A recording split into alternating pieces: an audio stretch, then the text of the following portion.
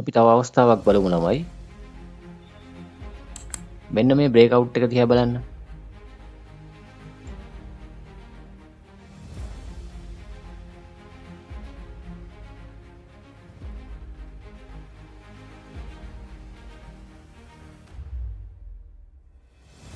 ඔන්න දැන් trend line එක කපලා හොඳ කැන්ඩල් එකක් පහළට වැදුනා.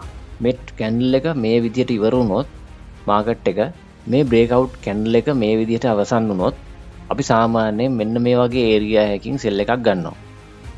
ඒ කියන්නේ ඔන්න ওই විදිහට මාකට් එකේ යයි කියලා හිතලා.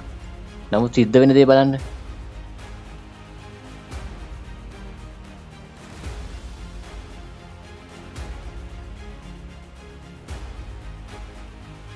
දැක්කන් ළමයි මාකට් එකේ සිද්ධ වුණ දේ.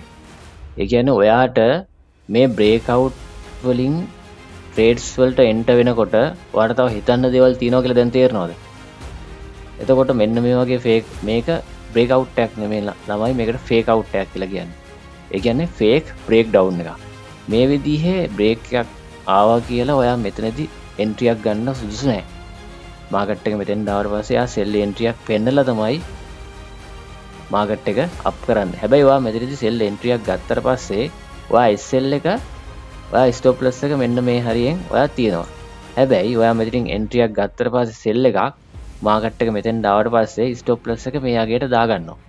එහෙම දාගත්තොත් ඔයා SL එක ලොස් එකක් නැතුව ක්ලෝස් වෙලා තියෙනවා. අන්න ඒ විදිහට අපි සේෆ්ටියෙන් මේ ගමන යන්න ඕන.